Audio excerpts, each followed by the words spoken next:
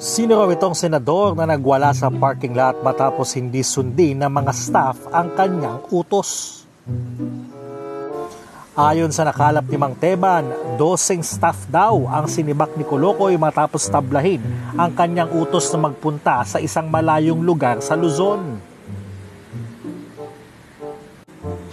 Game na sana ang mga staff na magbiyahe pero dahil masama ang panahon, nakiusap sila na pakupain muna ang unos saka sila pupunta para na rin sa kaligtasan ng mga staff.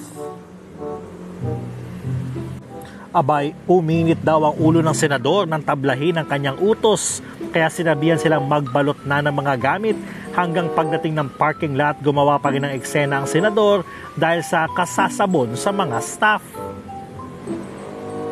Kayo mga ka-Abante, anong masasabi nyo dito? Comment down below. Para sa Abante, ako po si Jigo Postolero.